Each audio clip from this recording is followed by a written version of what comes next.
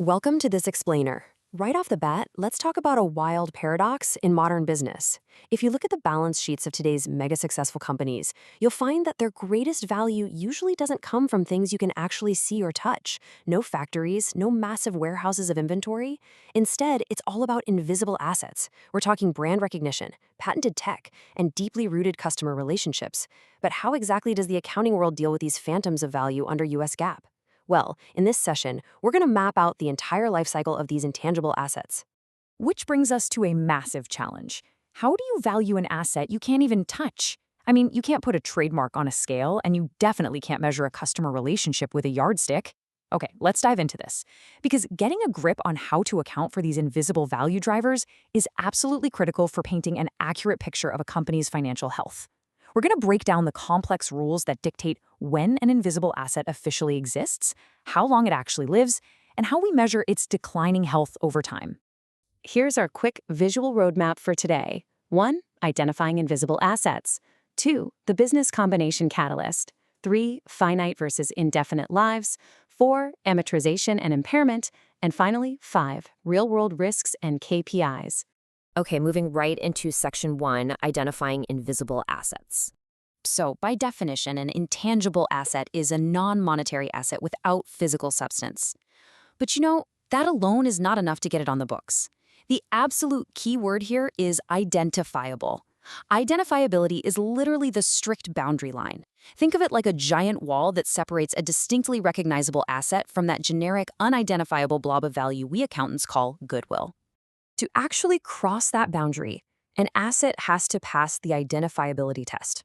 So, the crucial point is, the asset only needs to meet one of these two criteria, just one.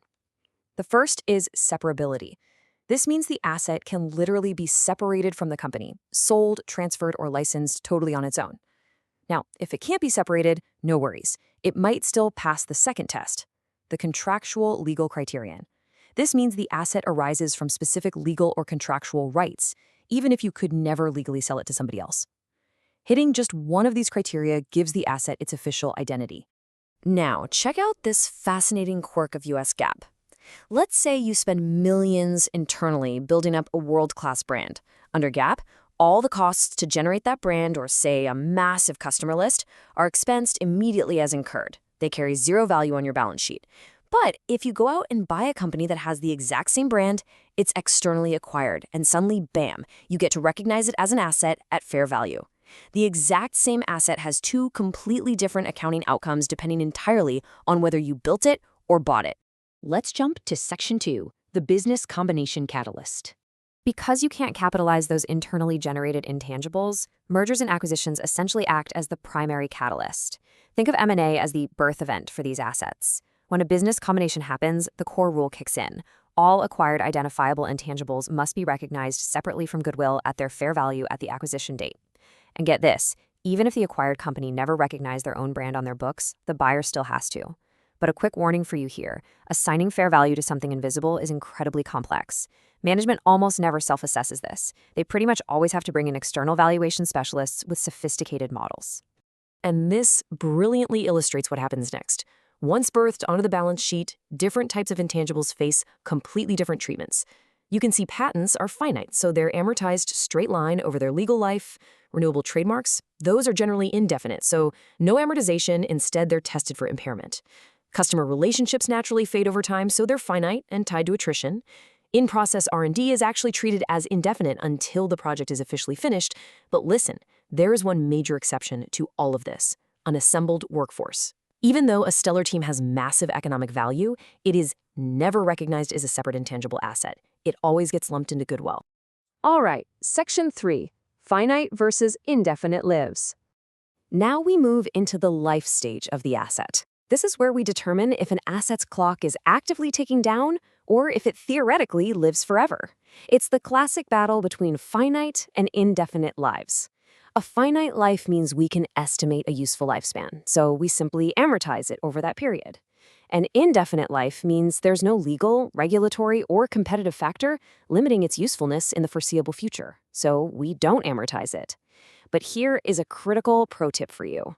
Indefinite absolutely does not mean permanent. This classification has to be reassessed annually. Why? Because if a new competitor pops up or a regulation changes, an indefinite asset might suddenly become finite. To see the real-world stakes of getting this classification wrong, let's look at a quick cautionary tale. We'll call it case scenario B, the customer relationship that was never amortized. Imagine a company makes an acquisition back in 2020. Among the assets acquired was this highly valuable customer relationship, but the accountants went ahead and classified it as indefinite-lived. Let's break down why that is a massive error. The inherent risk is that customer bases always a trait. People move on, competitive environments shift. Because of that, a customer relationship is inherently finite. By wrongly classifying it as indefinite, this company missed 5 straight years of amortization expenses on their income statement. The required advisory action here, they need to immediately reclassify that asset to a finite life, typically around 5 to 15 years, and begin amortizing it prospectively. It's a painful change in accounting estimate, and yeah, it absolutely must be disclosed. Which brings us to Section 4, amortization and impairment testing.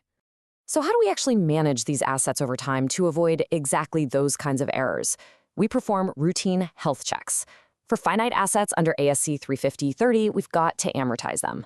Now, the straight-line method is definitely the most common, but if an asset is consumed faster in its early years, like if you have high customer churn right after an acquisition, an accelerated method is used to match that consumption.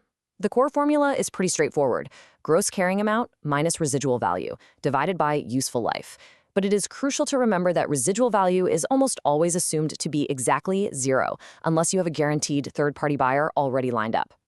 Now, for indefinite-lived assets, remember, they don't get amortized, but they absolutely must face an annual impairment flow. And this isn't just waiting around for a triggering event, it's a strict annual cycle.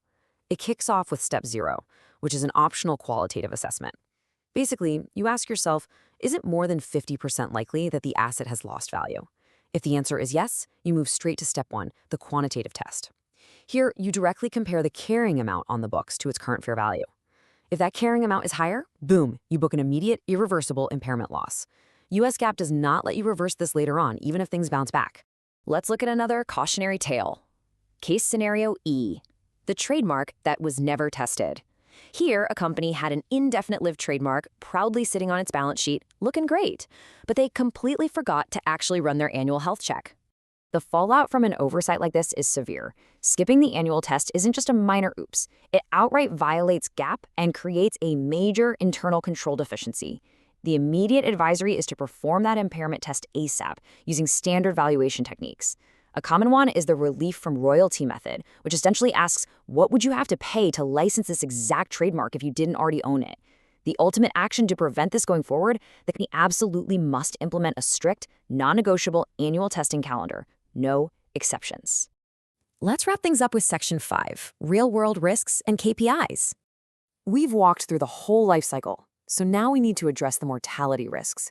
Let's summarize the biggest threats that can drastically inflate a company's balance sheet or understate its true expenses. Number 1, intangibles getting completely missed during M&A just because a valuation specialist wasn't engaged. Number 2, finite assets just sitting there totally missing their amortization schedules. Number 3, assets incorrectly assigned an indefinite life, shielding them from proper expense recognition. And number 4, lapsing legal protections, like a patent expiring, while the asset is still sitting actively on the register. Let's move to and see how this builds. To truly defend against these risks, you need a solid strategy grounded in practical KPIs. You've got to verify your intangible asset register completeness and your amortization completeness on a monthly basis. Then, annually, you should be reviewing fully amortized assets that are somehow still in use. And every single month, you absolutely must check for exceptions between your asset register and the general ledger. It's all about staying vigilant. Which brings us to the ultimate question for you to take away today. When was the last time you checked your own intangible asset register for hidden risks? Invisible assets might be the very things driving your company's value, but invisible accounting errors, they can completely destroy it. I highly encourage you to take this framework right back to your desk, investigate your own books, and make sure your invisible assets are accurately captured, carefully amortized, and rigorously tested. Thank you so much for joining me on this explainer, and keep questioning the value you can't see.